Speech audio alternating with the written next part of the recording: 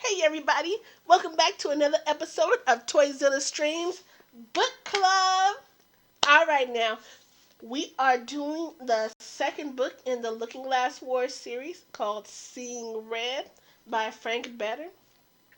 I know for the past couple of streams we have not done any chapters. Right now we're going to be doing chapters 7 and 8. And that's because, we got a little stuff going on over here in our private areas, but I won't bore you out too much with those details. Just letting you know we're getting back on track and we're going to finish this book in a snap. Crackle Pop Rice Krispies. I'm sorry, I'm being dumb. I'm being dumb. But let's go ahead and just jump right into it, shall we? Oh, cover up some of that arm goodness over there. All right. Chapter 7. Mm-mm. Dodge had left to perform his guardsman duties. Not wanting to be alone, Alice donned a cloak against the night's chill and ventured out onto the palace grounds. She probably should have gone to sleep. In his teasing, avuncular manner, Ben was always reminding her that for a queen to be at her best, she should get at least 8 lunar hours of sleep a night in order to avoid making an unwise decision due to fatigue. There would be reasons enough for unwise decisions in this life, he explained. Yet here she was, scepter in hand, following a path between the palace and the outer wall that separated the grounds from the rest of the metropolis. Geraniums of yellow, lavender, and red bowed as she passed. The branches of azalea shrubs unique to Wonderland dipped in respect. The night air carried the melody of the Queen's March, softly hummed by sunflowers. Alice approached the head indistinguishable from those around it, paused to make sure she wasn't being watched, then stepped into the hedge and vanished. The roots of the hedge had unlocked a large hatchway camouflaged with furry ground cover. Alice descended through the opening into a subterranean chamber, the location of which was known only to her most trusted advisors and the select few Bibwood had recruited to secretly move the heart crystal here one moonless night. Ridiculous that I have to act the thief whenever I want to visit it. There it was, the creative source for the universe. There it was, the creative source for the universe, its glow, as always, causing the crystal to seem on the verge of swelling beyond its confines. Depressing to see it stowed in this underground prison. How can I reinstate the Inventors Parade if the crystal must remain hidden away, as it does in order to be kept out of the hands of those who misuse its power? But being in possession of the crystal as well as the scepter from her looking glass maze, wasn't she powerful enough to defeat any foe? Presumably. But why risk it? She and Bibwood had decided better to keep the crystal hidden. Alice knew that reviving the annual Inventors Parade didn't rank high in the hierarchy of what was important to Wonderland's security and improvement. But whenever she remembered the parades of her earliest youth, the heart crystal out in the open for all to enjoy, the public line in the streets to see the latest contraptions dreamed up by fellow citizens, the inventors doing their best to show off so that Queen Genevieve might pass their inventions into the crystal upon which, in some other world, a version of them would come to be.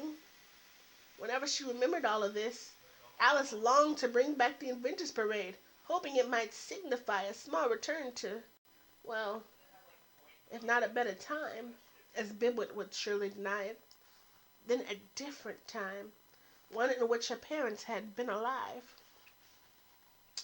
The hatchway slid closed and Alice took up her usual position on a viewing platform halfway on the chamber floor, as close to the crystal as possible. Her scepter in one hand, she reached out toward the crystal with her other to maximize her remote viewing ability. Her imagination's eye immediately filled with a bright wash of the crystal's light, which faded by degrees to reveal an old-fashioned dining room with mahogany wainscoting, floral patterned wallpaper, a heavy wooden sideboard, the dining room at the Deanery of Christ Church College, Oxford. Among those enjoying a dinner of roasted hens at the table, she saw herself. Rather, she saw her double, whom, by twinning her powers with those of the heart crystal, she'd created and sent to earth to take her place in the Liddell family. Miss Alice Liddell, adopted daughter of the Reverend and his wife, former friend of Charles Dodgson, near wife to Queen Victoria's youngest son, Prince Leopold, but now enamored of Reginald Hargreaves, who was sitting across the table from her. Reginald was a student at Christ Church, a country squire who enjoyed tramping about the fields of his Hampshire estate, Cuffnose, much more than being holed up in a room with books and theories.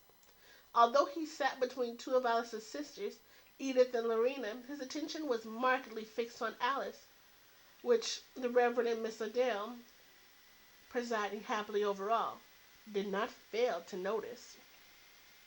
How cozy and simple things seemed. Alice knew better. She had eaten in that room many times, and when to think of whatever traumas the day in Oxford had offered up, nothing had seemed simple. But she couldn't help thinking it. Things were simple there. She watched, feeling like one of the company, even though the scene was silent and she could only guess at them using antecedent, anecdote. She could only guess at the amusing anecdote Reginald had related that set everyone laughing. Alice was laughing the hardest to show how much she liked him. He grinned, not taking his eyes off her, even when Lorena asked for his attention, apparently reciting some humorous tidbit of her own. The easy way they showed their affection. She thought of herself and Dodge, how theirs was a stuttering kind of love, a tentative, timid thing. Something's wrong. The hatchway had opened. The marcher pressing business was descending toward her. What is it? She asked as Dodge, Bibwin, and General Doppelganger came into view. The queendom is under attack, said the general. By whom, we don't yet know. We know, Dodge said, a vengeful, dissatisfied look about him, a look that Alice knew had everything to do with Red, the cat, and Sir Justice's murder. Several of our outposts have been routed, the general continued, and several more are engaged with the enemy as I speak. I have ordered the deployment of reinforcement decks to prevent any attacks from penetrating farther into the queendom. Under attack? Outposts routed? They were waiting for her to say something. There are reports, Dodge said, of... We have reason to believe that those attacking us are glass eyes, Bibwit informed her. We're in the process of verifying the intelligence. Glass eyes? Alice echoed in disbelief. After Red's downfall, attempts had been made to reprogram them, but this proved a more difficult task than Wonderland's engineers and programmers had originally supposed. Only a small number of them had been successfully reconfigured when she had her advisors realize that the populace was too used to being terrorized by them to ever view them as a safeguarding element. Dodge spoke in a tense whisper, as if to raise his voice was to unleash unappeasable fury. Red must have survived. You shouldn't have let me go into the crystal after her. We don't know that it's Red, insisted the general. How else could the glass eyes be attacking us? It was a good question. Alice looked to Bibwit. He shrugged. His ears swiveled sideways, as if abashed. Learn albino that I am. I hate to admit ignorance, but in this instance, it's all I have. Alice closed her eyes and cast a gaze of her imagination around Wonderland's borders, glimpsing one military outpost after another. In a shady jungle of outer wildebeestia, A 7 card was battling a couple of glass eyes with his crystal shooter, getting the better of them until an orb generator exploded against the cache of munitions he was guarding, and he lost his life. In a quadrant of black rock in the chessboard desert, pair after pair of card soldiers stumbled, choking out of a half-destroyed bunker, managing to escape death by fire or asphyxiation, only to be skewered by waiting glass eyes. And in one particularly distant outpost, situated between a scrubby edge of the everlasting forest and the lava geysers of the volcanic plains, Alice saw the aftermath of a battle the glass eyes had clearly won. Wherever she directed her imagination's eye, card soldiers were displayed in various attitudes of death. Among them a 2 card whose hand was on his still holstered crystal shooter, and a 4 card who, if she was to judge by the bodies surrounding his, had taken out a respectable number of the enemy before giving up his life. "It is the glass eyes," she said finally, "but I don't see red." "She's not going to show herself at the front line," Dodge said, impatient. "She'll wait for a better opportunity." General Doppelganger nudged Bibwit and jutted his head forward, urging, "Tell her." "Is there something else?" Alice asked. "Jack of Diamonds has escaped the mines," said the tutor. Just what she needed. On top of everything to worry about a renegade brat of high birth and large buttocks who believed that the world owed him the world. "Are his escape and these attacks related?" "There's no intelligence to prove it," said the general, "nor rule it out." She trained her imagination's eye on an outpost in an icy quadrant of the chessboard desert, where an entire platoon of card soldiers was about to be annihilated by a cascade of 80-52 razor cards. In the heart crystal's chamber, she swung her scepter. Dodge, Biblet, and the general jumped startled, but the motion of Alice's arm rippled across great distances, and the razor cards suddenly changed directions, as if bouncing off an invisible force field. The glass eyes responsible for the attack stood in momentary shock, but the card soldiers, finding themselves still alive, shot round after round of their own razor cards at the enemy, and ran for cover behind the charred remnants of a bunker, surviving for the moment. "Send as many reinforcements decks as you need," Alice told General Doppelganger. Ready the chessmen if you haven't already. Use every means necessary to keep the violence out of Wondertropolis. Bibwit, issue a warning to citizens. There is scattered fighting on the distant edges of the land, with little threat of harm to any of them, but to be safe they should remain indoors whenever possible."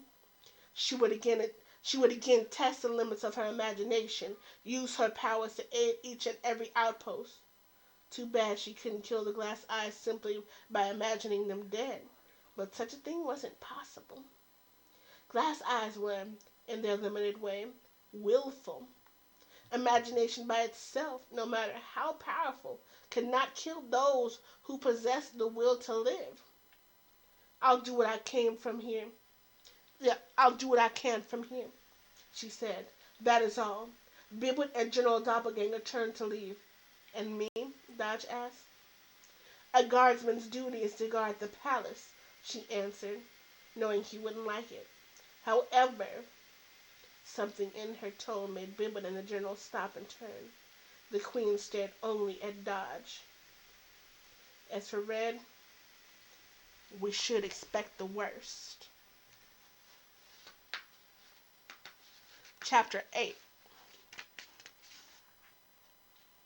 "To be embarrassed of me because I'm a halfer," Humbug Molly complained as a pair of imagination stimulant dealers came at her, each wielding a hand of Timon, 5 short blades rising from the handle grip. She had never fought against hands of Timon before, but what did that matter? She could deal with them. She could deal with anything. Not to let me show them what I can do? Somersaulting over her attackers, she shrugged open her knapsack of blades and corkscrews, landed on her feet, and jumped backward, felt the momentary resistance of Wonderland still entering flesh. She would lose points for that. She had noticed too late. Her so-called assailants were only two hungry men hoping for charity. What she'd mistaken for hands of Timon were alms cups. She pulled away quickly before her blades could do much damage. The men stood with stricken faces, their hands pressed to their wounds. "Sorry," she said, backing away from them. "I'm sorry." She continued down the street, had hardly gone the length of a Jabberwock's tail when her Humberg started to vibrate. She ducked left and a rock whizzed past, barely missing her. She turned, assuming one of the homeless men had thrown it, but they had vanished. Her hat vibrated again. She ducked right and whoosh, whoosh, whoosh, whoosh. A rusted garbage can lid hurtled by, nearly taking her head off. That's when she spotted them. Indistinct figures in the dark at the left edge of the street, taking cover behind a half-tumbled wall and the rotted hulks of what she guessed were transports of some kind. Where was she, anyway? The street was like none she'd ever seen in Wonderland. She flicked her Humberg flat and held it over her head, shielding herself from the hunks of masonry, weather-rotted window panes, and other junk scavenged from the surrounding buildings being thrown at her. "Probably black imagination enthusiasts," she mumbled. "They always seem to be the least gifted in imagination." Clang, bonk, gink! A sleet of debris pelted her Humberg shield. But what if she was wrong? What if those bombarding her were simply innocent civilians who were afraid of her, and stranger with a curious arsenal at her disposal? The question was, should she use the full force of her skills to combat them, or was she just supposed to warn them, to hint at what they'd endure if she gave free rein to her abilities? Clang! Thunk, thunk, thunk, thunk! More street waste was raining down around her than before, as if the number of antagonists had grown. Yet they weren't closing in on her. They stayed hidden, under cover. It was probably another test of her self-control. She would abide by the military code of resorting to lethal violence only after every other option had failed. She'd already been wrong once this mission. She couldn't afford to be wrong again. With an underhanded twist of the wrist, she sent her Humberg shield whirling toward the oncoming projectiles. Almost in the same instant, she snapped open her wrist blades. The Humberg ricocheted from one makeshift missile to another, deflecting them back upon those who'd thrown them. With the spinning blades attached to her wrist, she easily knocked away the odd chunks of mortar that had made it past the Humberg, which now boomeranged back to her like an eager pet. As she listened to the fading footfalls of her assailants, she snapped the weapon back into its traditional Humberg shape and flipped it onto her head. Something was glowing in the half-ruined wall. She approached for a better look. A luminescent top hat emblem embedded in the brick. This was too easy, she said, reaching out to touch the emblem, when eek, eek, eek, a flock of seekers came soaring out of the sky, dive-bombing toward her. No need to debate with herself this time. Seekers were part vulture, part fly, all nastiness. Molly punched her belt buckle. The long, crescent-shaped sabers of her belt flicked open, and with both sets of wrist blades activated, she at least exercised her abilities to their fullest, twisting and tumbling through the air, slashing at the shrieking creatures, sending them headlong to the ground with a blood-wet splat until they were gone. The street deserted. She snapped shut her weapons, touched the glowing symbol in the wall, and the scene vanished. She was standing in a vast armory, 2 city-block squares, the ceiling 4 stories above her head, the holographic and transmutative base of extreme combat training, or Hatbox, at the millinery. Definitely too easy, even for someone as embarrassing as me, Molly huffed. Mm-mm-mm.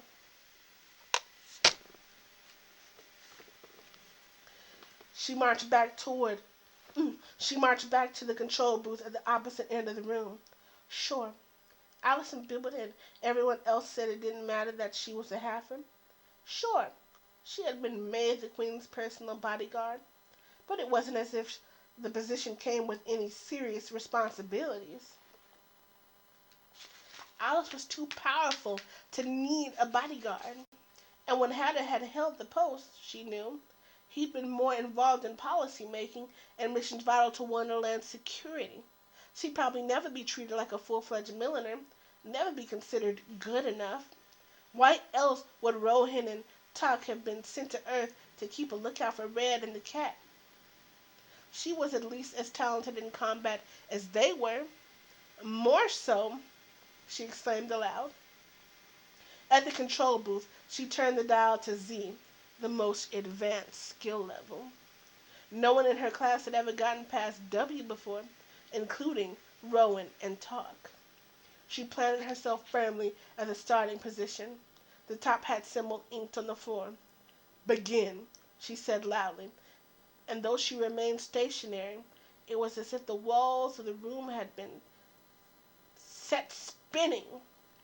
The hat box, which never presented the same scenario twice, was scanning its infinity of locations, enemies, and weapons for a suitable trial. The scanning was meant to disorient her, upset her mental balance. Whatever. As a whole in Mount Isolation, as a whole in Mount I'm getting tongue twisted. I'm sorry, y'all. Hang on.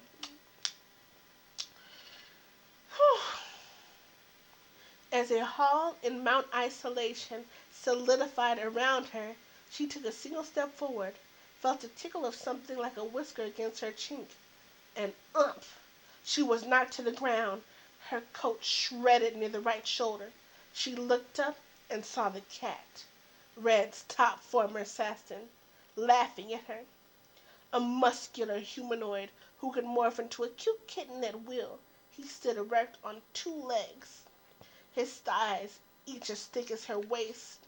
He had powerful, sinewy arms tapering the paws, claws as sharp and long and wide as butcher knives, and a feline face with flat pink nose, whiskers, and a slobbery mouthful of fangs. Bits of Molly's coat hung from one of his claws. She didn't even have time to get to her feet before the scene dissolved. "Again!" she yelled. This time she activated her wrist blades while the room was still scanning, its walls flickering with possible scenes and enemies. At the briefest sighting of the cat or anything feline, she lunged forward, determined not to be caught off guard again.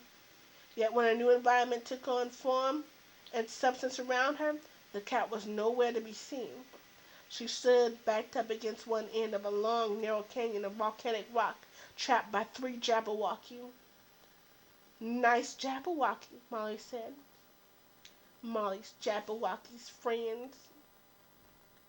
"What?" "Nice Jabberwocky," Molly said.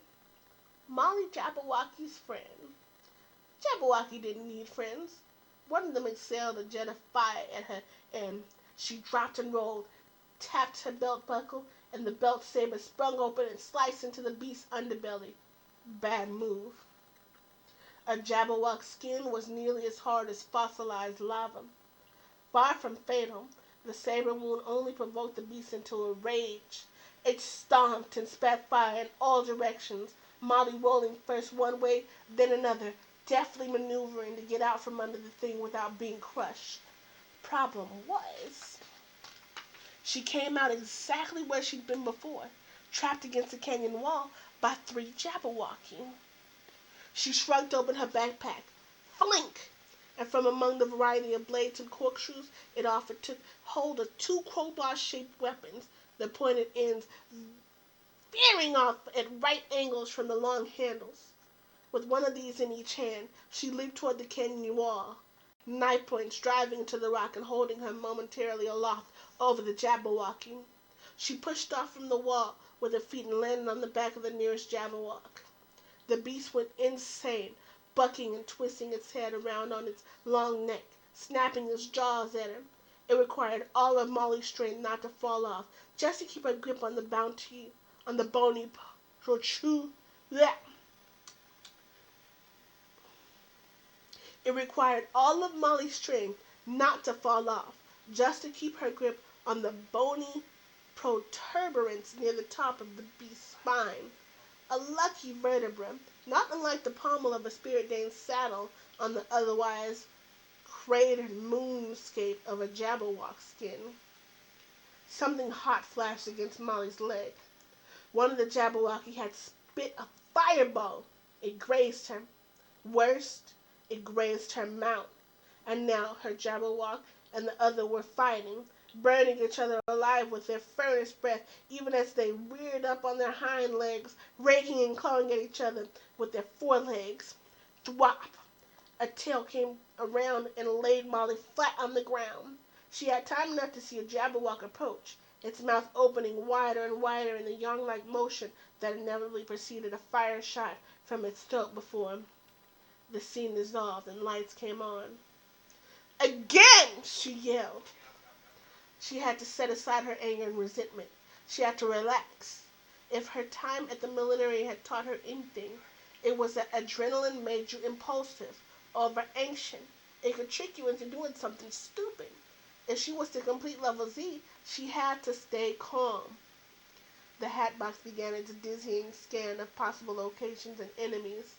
Molly took deep, even breaths and closed her eyes, opening them only when she heard the steady murmur of strangely accented voices, the clop-clop of hoofs on cement, the trundling of squeaky carriages. She was in a city, an ancient one, judging by the looks of things. Carriages like the ones rolling past hadn't been seen in Wonderland for generations. And as for horses, those beasts of burden were straight out of the history programs Molly was forced to study as part of the millinery's classroom curriculum. Amid the crush of pedestrians coming toward her, a man wearing greatcoat and bowler, she instinctively reached for the brim of her humber, but he only dipped his head in greeting and continued past. The pedestrians, those in the carriages, they all seemed intent on their errands. But she wouldn't be fooled. An attack was imminent. From what quarter? Instigated by whom? She couldn't say, but under no circumstances would she lessen her vigilance, or a voice rose above the street's general clamor. Yeah, a voice rose above the street's general clamor.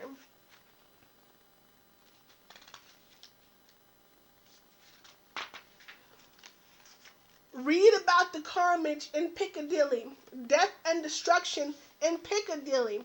Only a twopence to read the latest reports. A boy was selling newspapers on the corner. Molly walked up to him and he shoved the paper into her hand. The London Times. She'd heard Alice talk of London. It was a city the Queen had visited during her exile from Wonderland. 2 pence, the boy said. She didn't have the leisure to find out what he wanted.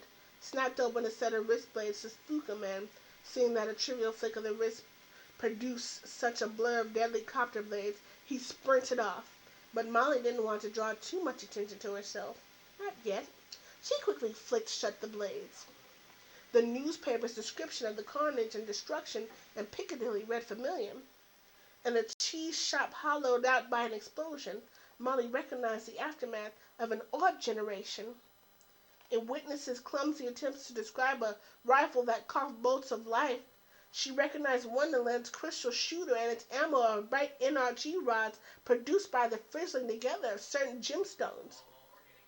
And as far as the carcasses that looked like pincushions with legs tucked underneath them, those were easy to identify. Cannonball spiders in the death pose. Their brief lifespans having run their course, though not, according to the reporter, before the outsized creatures had taken scores of Londoners with them. A sound like scissor blades rapidly opening and closing. Molly's hand jumped to the brim of her humber. She scouted the scene. Nothing. Just Londoners, going about their business the same as before. But as she turned her attention back to the newspaper, there it was again. Unmistakable. The sound of carved soldiers being dealt in preparation for battle. She didn't sight them until Londoners were screaming and running for shelter. They had already unfolded themselves, a flush of soldiers from one of Red's decks. Unengaged, they resembled ordinary playing cards, albeit life-size ones. but engaged in battle as they were now, unfolded to twice their usual height, with limbs of wonderland still and a forward lilt to their every movement as if perpetually stalking prey. They presented an undeniably menacing aspect. Stay calm, Molly whispered to herself. Stay cool. The only way to kill one of Red's late model infantry was to stab it hard in the medallion-sized area above its breastplate at the base of its steel-tendon neck. The knife blade would cut through its vital circuitry and send sparks spurting like fiery blood. Whew. Thing was, in the harassment of battle, this kill spot seemed to shrink to the size of O'Gormy's eye, to a bolts of energy shot toward her. Thwit, thwit, thwit, thwit, thwit. From the muzzle of a 5 cards crystal shooter, Molly whipped the Humberg from her head, used it as a trap, hands moving at the speed of 1,000 hurrying caterpillar feet as she caught each of the bolts in the hat's underside. Whisk!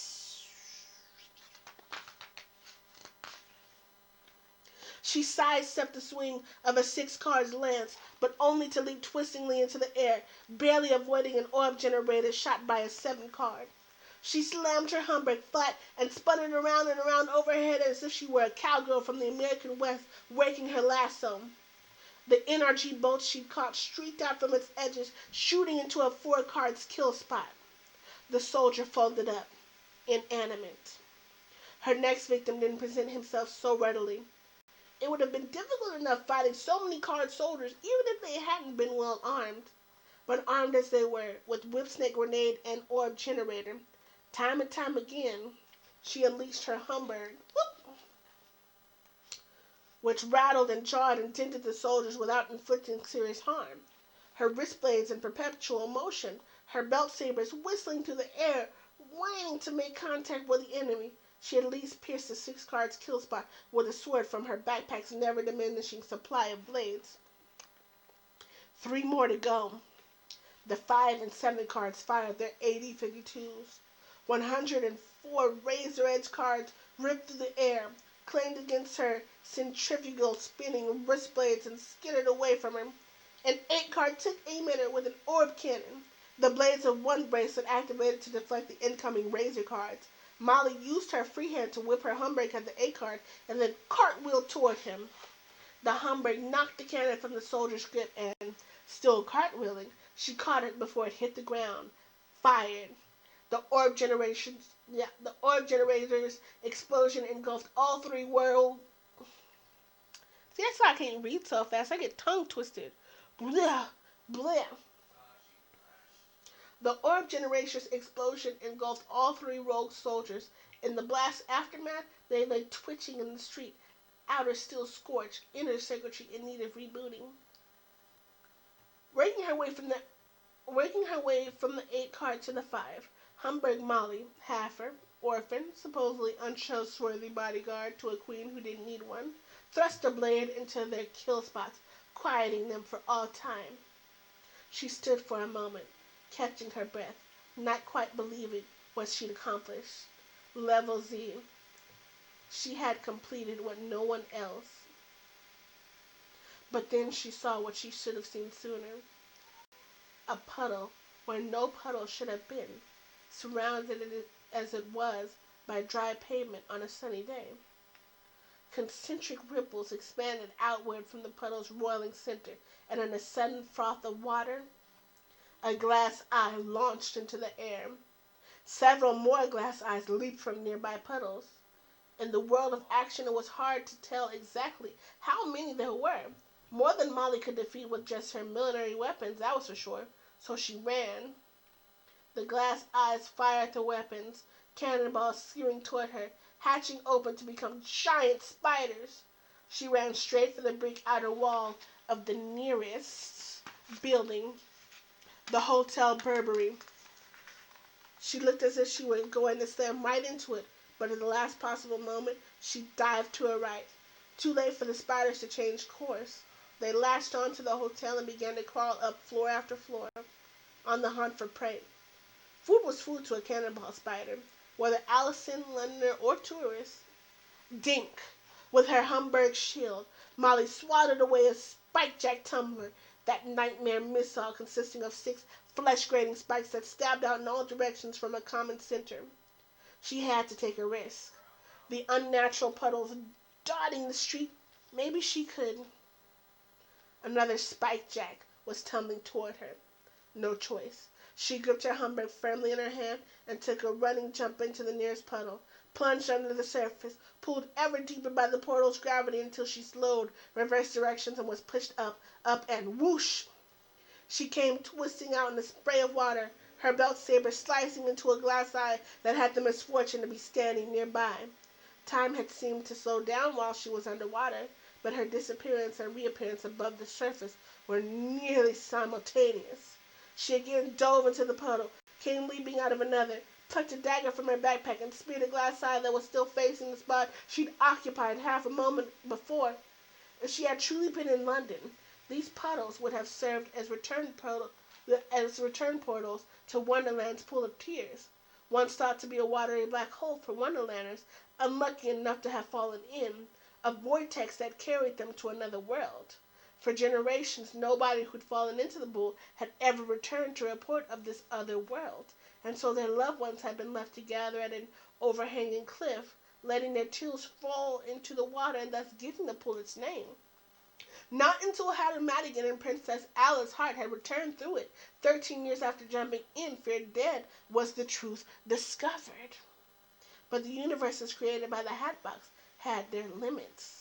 Puddle portals that would have carried Humbug Molly back to Wonderland in the real world here only connected to other portals, and she made the most of it, jumping into one, splashing out of another, using them to serially ambush the glass eyes until she emerged from an ink-blot-shaped splotch of dirty water on the verge of adding to her body count, flicking her Humbug at whoever would be her next casualty. But the unmoving bodies of her enemies littered the street. She had killed them all. You forgot this. Shrink. Every weapon activated. Molly saw an ordinary-looking woman approach with something cupped in her palm. She retracted her weapons when she realized what it was. A luminous paperweight in the shape of a top hat.